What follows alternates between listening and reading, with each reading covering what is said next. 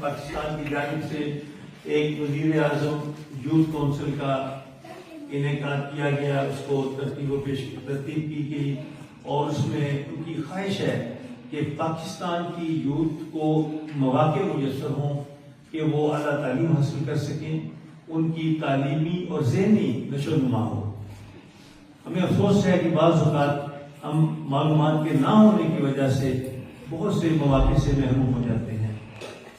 وزیر اعظم پاکستان کا یہی مقصد تھا کہ ایسے مواقع میسر کیے جائیں۔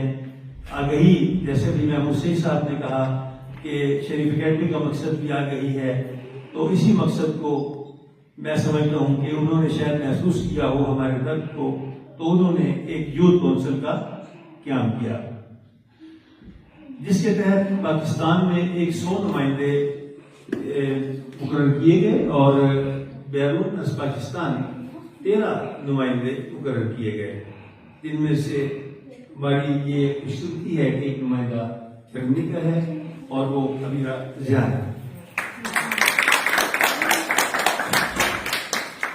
ابیرہ ضیاء کے آغاز میں ہم نے ایک پروگرام منعقد کیا، آپ کو سب کو معلوم ہے، اور میں عرض کرتا چلوں کہ پاکستان میں اس بات کی آگہی نہیں ہے کہ جرمنی آنے کے لیے کتنی قسم کے ویزے ہیں جن کے ذریعے بڑی عزت سے یہاں پہ پہنچا جا سکتا ہے۔ تعلیم کے لیے بھی آیا جا سکتا ہے، اگر اسکل ہے تو کام کے لیے بھی اپلائی ویزا کیا جا سکتا ہے۔ اسی طرح بہت سے طریقے ہیں، لیکن افسوس یہ ہے کہ لاعلمی کی وجہ سے ہماری قوم صرف ڈنکی کو جانتی ہے، کسی اور طریقے کو نہیں جانتی۔ تو ابیرہ کا اور وزیر اعظم پاکستان جناب شہباز شریف صاحب کا یہ مقصد ہے کہ یہ آگہی دی جائے کہ دوسرے ممالک میں اگر آپ جانا چاہتے ہیں تو تعلیم ہے، آؤسبلڈنگ ہے اور مختلف مواقع ہے۔ تو ابیرہ ضیاء آپ تشریف لائیں اور اپنے ابتدائی گفتگو سے آج کی ہماری محفل دونوں میں پہنچیں۔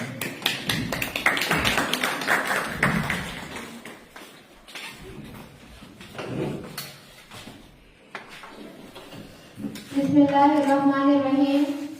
معزز حاضرین گرامی، السلام علیکم۔ آج ہم سب یہاں ایک نہایت خوشگوار اور پروقار موقع پر جمع ہیں۔ یہ تقریب صرف ایک رسمی ایونٹ نہیں بلکہ ایک ایسی شخصیت کے روشن اور درخشندہ سفر کا اعتراف ہے جنہوں نے نہ صرف پاکستان بلکہ بین الاقوامی سطح پر بھی علم اور ادب کے میدان میں اپنی انفرادیت اور قابلیت کو منوایا ہے۔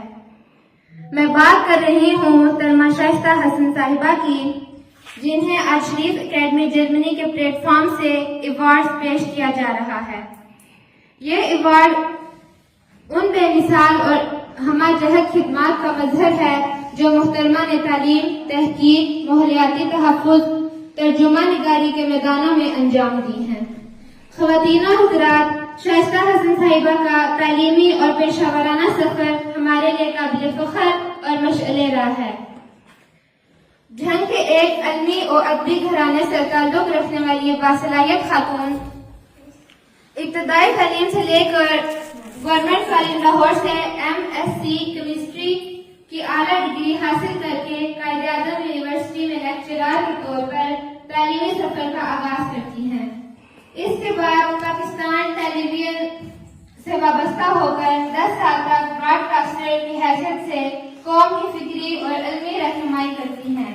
پھر محکمہ تعلیم میں head of department of chemistry کی حیثیت سے تدریسی خدمات انجام دیتی ہیں، جہاں نئی نسل کو علم و شعور کی دولت سے مالا مال کرتی ہیں۔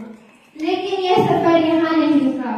محترمہ نے بین الاقوامی سطح پر اپنی شناخت بنانے کے لیے ناروے کا رخ کیا اور اوسلو یونیورسٹی سے ماحولیاتی سائنس میں MSc کیا۔ آج وہ اسی شعبے میں PhD کر رہی ہیں اور دنیا کے اہم ترین ماحولیاتی مسائل پر تحقیق میں مصروف ہیں۔ ماحولیات کے شعبے میں ان کی خدمات نہایت نمایاں ہیں۔ انہوں نے بین الاقوامی سیمینارز میں پاکستان کی نمائندگی کی، پاکستان میں مختلف سرکاری اور نجی اداروں کے ساتھ مل کر ماحولیاتی پروجیکٹس پر کام کیا. حال ہی میں اسموگ کے خاتمے کے لیے حکومت پنجاب کے ایک اہم پروجیکٹ میں کلیدی کردار ادا کر رہی ہیں. ان کی خدمات کو نہ صرف پاکستان بلکہ ناروے میں بھی سرکاری سطح پر سراہا جا رہا ہے.